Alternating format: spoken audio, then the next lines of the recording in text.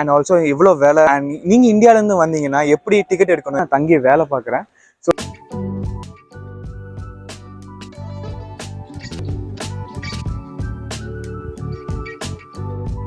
விலை எவ்வளோன்னு பார்த்தீங்கன்னா, நான் வரும்னா நம்ம ஊர் காசுக்கு படி டிக்கெட் எடுக்கலைன்னா இங்கே வந்து 1 hour டிக்கெட்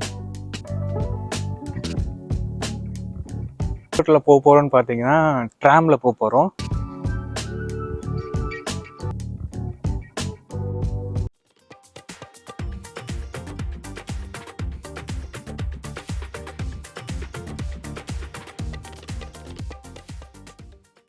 ஹலோ மக்களே, நான் உங்கள் இசக்கி சதீஷ். இன்னைக்கு ஆஸ்திரியாவில் பப்ளிக் டிரான்ஸ்போர்ட்டேஷன் எப்படி இருக்குன்றத உங்களுக்கு நான் காட்ட போகிறேன். அது மட்டும் இல்லாமல் இங்கே இந்த பப்ளிக் டிரான்ஸ்போர்ட்டேஷனில் இருக்கிற ஃபெசிலிட்டி அண்ட் ஆல்சோ இவ்வளோ வேலை அண்ட் நீங்கள் இந்தியாவிலேருந்து வந்தீங்கன்னா எப்படி டிக்கெட் எடுக்கணும் எல்லாத்தையும் நான் உங்களுக்கு காட்ட போகிறேன்.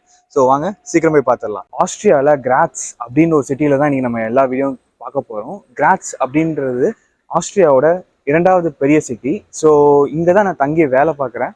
ஸோ இங்கே இருக்க பப்ளிக் டிரான்ஸ்போர்ட் எப்படி இருக்குன்றதை நான் உங்களுக்கு காட்ட போகிறேன். ஃபர்ஸ்ட் அண்ட் ஆஃப் அதாவது மெயின் சென்ட்ரல் ஸ்டேஷன் சொல்லுவாங்க. ஸோ அங்கே எப்படி இருக்குது, உள்ளே போய் எப்படி டிக்கெட் எடுக்கிறது, ட்ரெயின் டிக்கெட் எப்படி எடுக்கிறது எல்லாத்தையும் நான் உங்களுக்கு காட்ட போகிறேன்.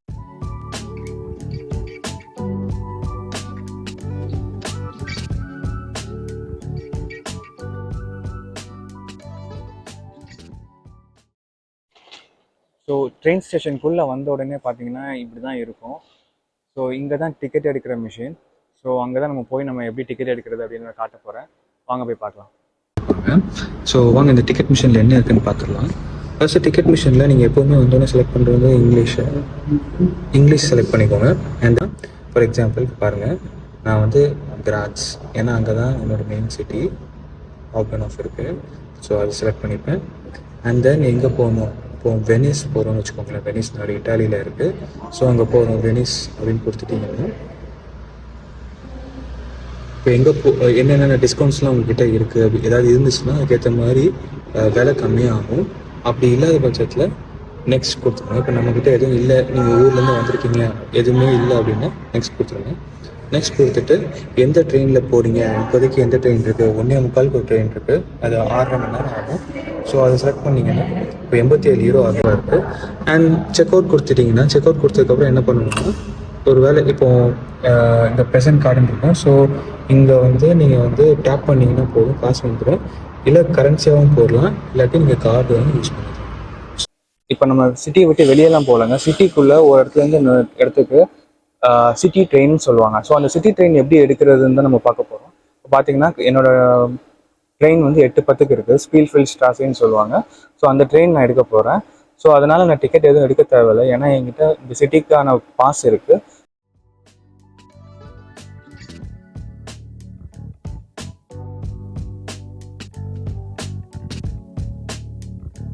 ஸோ ஆஸ்திரியாவை பொறுத்தவரை ட்ரெயின் வந்து ரொம்ப பங்க்சுவலாக இருக்குங்க அங்கே. ஸோ இப்போ 8:10 கிளம்புதுன்னா 8:10 கண்டிப்பாக ட்ரெயின் கிளம்பிடும். அதே மாதிரி ட்ரெயின் இந்த டைமுக்கு வரணும் அப்படின்னா கரெக்டாக அந்த டைமுக்கு வந்துடும். மேபி 1 minute இல்லை 2 minute டிலே இருக்கலாம், இல்லை மோஸ்ட்லி டிலே இருக்காதுங்க.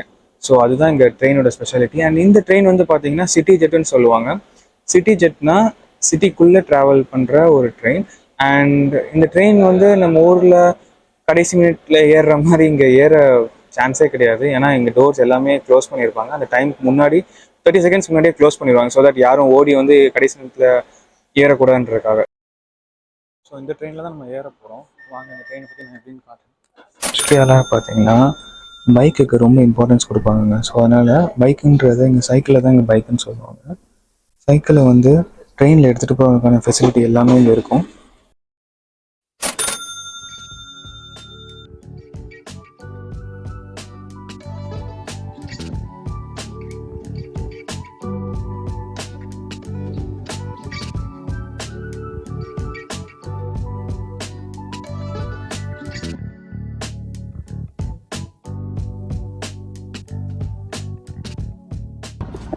ஸோ ட்ரெயினை விட்டு இறங்கியாச்சு. ட்ரெயினை விட்டு இறங்கினதுக்கப்புறம் அடுத்து வந்து நம்ம வந்து பஸ்ஸில் எப்படி போகிறது அப்படின்னு நான் உங்களுக்கு காட்ட போகிறேன்.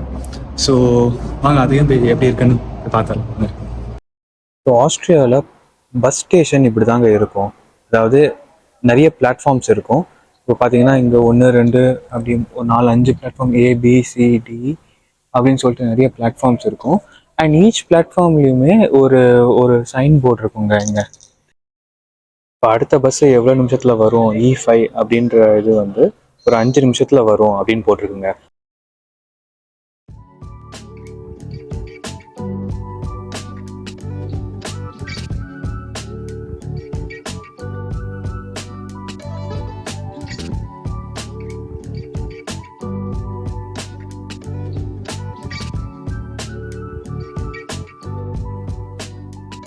ஸோ என்கிட்ட இந்த மாதிரி ஒரு டிக்கெட் இருக்குங்க. ஸோ இந்த டிக்கெட் வச்சு தான் நான் பஸ்ஸு, ட்ராமு, ட்ரெயின் எல்லாமே எடுப்பேன் இந்த ஊரில். இந்த டிக்கெட் எப்படின்னா, இப்போது தமிழ்நாடு ஃபுல்லாக நீங்கள் யூஸ் பண்ணலாம் அப்படின்னு ஏதாவது டிக்கெட் கொண்டு வந்தால் எப்படி இருக்கும், எல்லா பப்ளிக் டிரான்ஸ்போர்ட்டும் யூஸ் பண்ணலாம் அப்படின்னு சொல்லிட்டு ஒரு டிக்கெட் கொண்டு வந்தால் எப்படி இருக்கும், அந்த மாதிரி டிக்கெட் தாங்க இது. ஸோ இந்த டிக்கெட்டோட விலை எவ்வளோன்னு பார்த்தீங்கன்னா 468 யூரோ. அதாவது நம்ம ஊர் காசுக்கு படி 42,000 ரூபா கிட்ட வரும். அதாவது இந்த ஸ்டேட்டோட கேபிட்டலில் நீங்கள் இருந்தீங்கன்னா 100 யூரோஸ் டிஸ்கவுண்ட் பண்ணுவாங்க. ஸோ அப்படின்னா எவ்வளோ வரும்னா நம்ம ஊர் காசுக்கு படி 33,000 ரூபா கிட்ட வரும். ஸோ 33,000 ரூபா ஒரு வருஷத்துக்கு பப்ளிக் டிரான்ஸ்போர்ட்டில் மட்டுமே எனக்கு செலவாகுதுங்க. ஸோ பஸ்ஸுக்குள்ளே இப்படி தாங்க இருக்கும். ஸோ இது வந்து முதியவர்கள் உட்கார இடம். இதுக்கு வந்து கொஞ்சம் குண்டாக இருந்தாங்கன்னா அவங்களுக்கு, இல்லை பெரியவங்க உட்கார இடம். ரொம்ப பெட் ஃப்ரெண்ட்லியாக இருப்பாங்க. ஸோ நாய், பூனை எது கூட்டு வந்தாலுமே இங்கே வந்து கட்டி போட்டுக்கலாம். அண்ட் ஆல்சோ பேபி ட்ராலர் எடுத்துகிட்டு வந்தீங்கன்னா அதுவும் இங்கே எடுத்துக்கலாம். டிக்கெட் எடுக்கலைன்னா இங்கே வந்து 1 hour டிக்கெட்டு, இல்லை 24 hour டிக்கெட்டு, இல்லை ஸ்டிரியன் வீக்கெண்ட் டிக்கெட் இந்த மாதிரி எடுத்துக்கலாம்.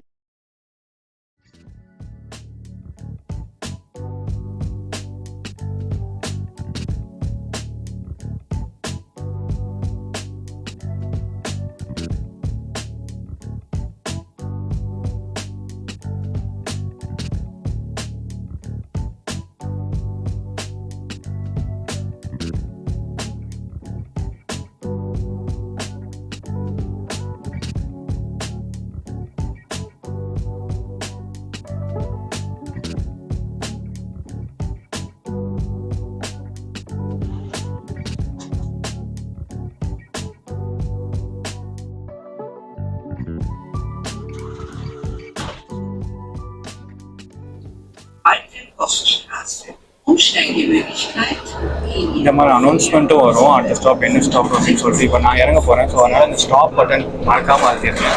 அழுத்தினீங்கன்னா தான் அந்த ஸ்டாப்பில் நிப்பாட்டுவாங்க.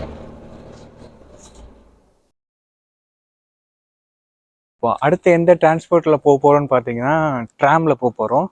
ட்ராம் வந்து எனக்கு ரொம்ப பிடிச்ச டிரான்ஸ்போர்ட்டிங்க. ஏன்னா நம்ம ஊரில் வந்து ட்ராம்ன்றது ரொம்ப ரேர் தான். அவ்வளோ ஈஸியாக பார்க்க முடியுது. ஆனால் இங்கே வந்து சிட்டிக்குள்ளே அந்த ட்ராம் போயிட்டு போயிட்டு வர்றது வந்து ரொம்ப அழகாக இருக்கும். ஸோ அதை தான் நான் உங்களுக்கு இப்போ காட்ட போகிறேன்.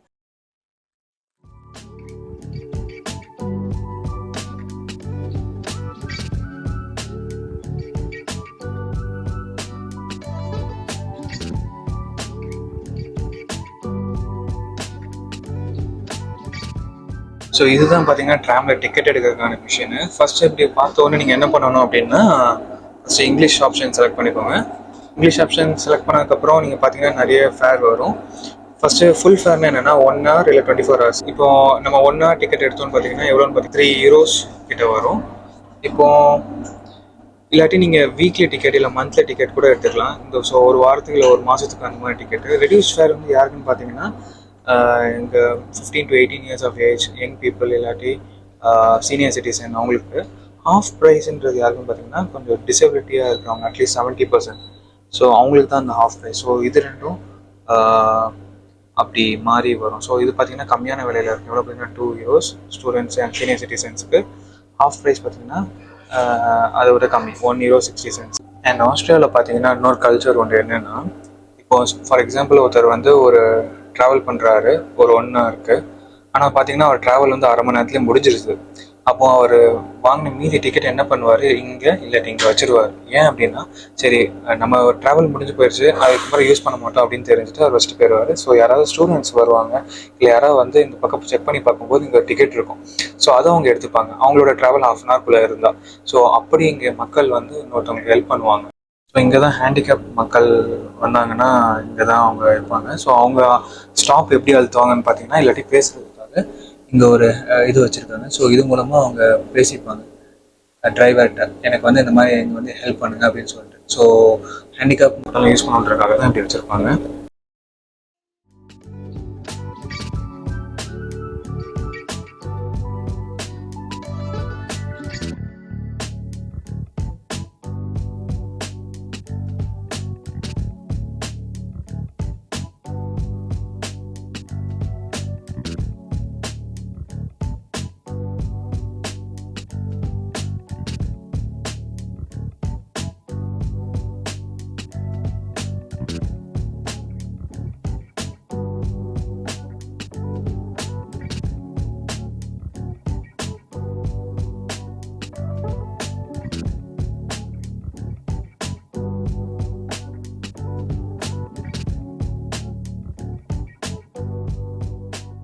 ஸோ இன்னைக்கு ஆஸ்திரியாவில் பப்ளிக் டிரான்ஸ்போர்ட் எப்படி இருக்குன்னு எல்லாத்தையும் நான் உங்களுக்கு காட்டினேன். இதே மாதிரி ஆஸ்திரியாவில் நடக்கிற நிறைய விஷயத்த உங்களுக்காக காட்ட போகிறேன்.